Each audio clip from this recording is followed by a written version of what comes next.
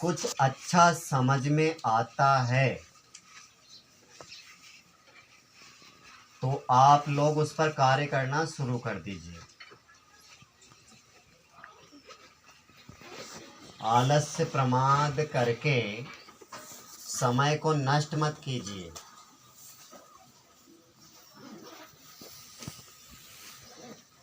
और ज़रूरी नहीं कि आपको बहुत सारे लोग समझाएंगे तभी आपको समझ में आएगी बात। यदि आपके दिमाग में अच्छा विचार आया है तो आप अपने निर्माण के लिए तैयार हो जाइए और अपने निर्माण पर विशेष ध्यान दीजिए। यदि आप लोग अपने निर्माण पर ध्यान नहीं दोगे तो आप स्वयं ही अपने विनाश के कारण बनोगे। समझ रहे ना?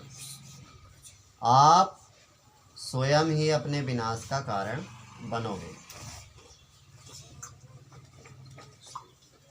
आपका ध्यान किधर है? खड़े क्यों हो? जाओ निकलो।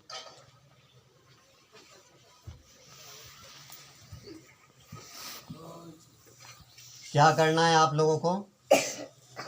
अपने निर्माण पर ध्यान देना है। और अपना निर्माण कैसे होगा? पुरुषार्थ करने पर, मेहनत और कठोर कर्म करने पर। और ये सारे कर्म किस पर आधारित हैं? किस पर आधारित हैं? मन पर। किस पर आधारित है? मन पर। किस पर आधारित है? मन पर। और मन हमारे दिमाग से संयुक्त रहता है। किससे संयुक्त रहता है? दिमाग से। यदि हम कुछ पढ़ना चाहते हैं, यदि हम कुछ समझना चाहते हैं तो सबसे पहले मन में विचार आते हैं। आप इधर से गए और उधर से आ गए, क्यों? फिर इधर से निकलोगे उधर से आओगे।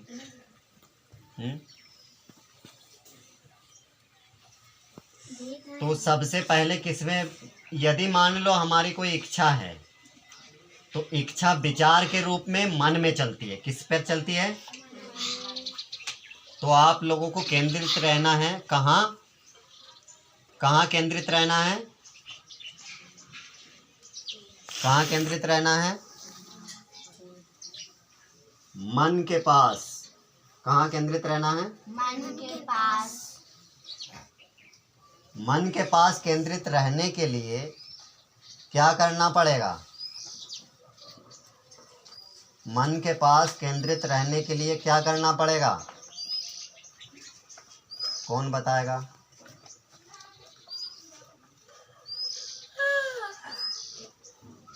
बताऊं मैं क्या करना पड़ेगा?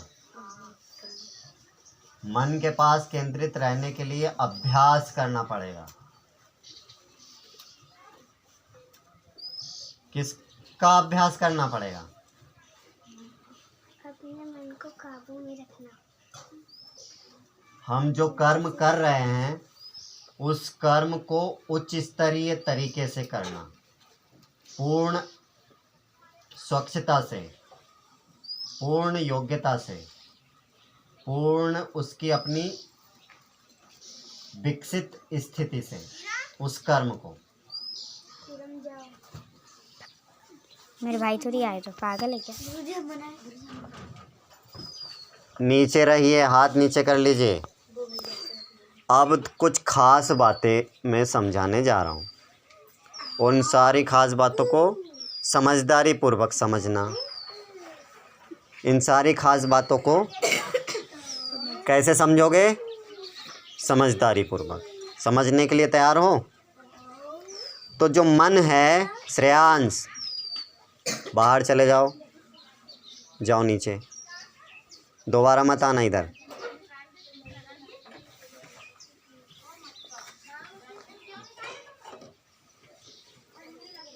सबसे खास बात समझ लेना, और आज से उस पर चलना प्रारंभ करोगे तो आपको बहुत ज़्यादा फ़ायदा होगा और आप अपने निर्माण के लिए बहुत अच्छे अच्छे विचार अंदर डेवलप कर लोगे और उन विचारों के माध्यम से अपने मस्तिष्क का निर्माण बहुत बढ़िया कर लोगे। तो समझने के लिए तैयार हैं? रेडी? यदि आप लोगों पढ़ाई कर रहे हैं और पढ़ाई करते करते विचार आ रहे हैं और आप अपने विचार को संभाल नहीं पा रहे हैं, पढ़ाई में मन नहीं लग रहा है, जब पढ़ाई में मन नहीं लग रहा है तो आपको करना क्या है? मन लगाने का अभ्यास करना है। क्या करना है? मन लगाने का अभ्यास। और आपका अभ्यास कमज़ोर ना हो, आपका अभ्यास छूटे ना, उसको कहते हैं अंग्रेजी में प्रैक्टिस। यदि आप प्रैक्टिस कर रहे हैं तो दुनिया का सर्वश्रेष्ठ कार्य कर रहे हैं आप। यदि आप प्रैक्टिस कर रहे हैं, अभ्यास कर रहे हैं, तो दुनिया का सर्वश्रेष्ठ कार्य कर रहे हैं। समझ रहे? किस किस को समझ में आया? कौन बोलेगा, बताएगा?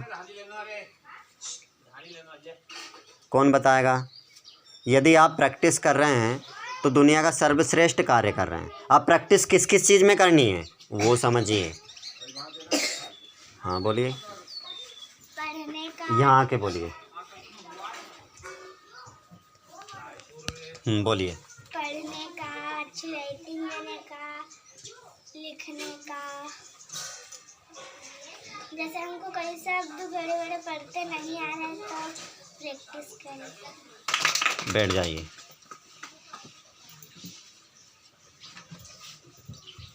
किस किस चीज़ का अभ्यास करना है और कौन बताएगा? बताएंगे कोई? किस चीज़ का अभ्यास करना है बताइए।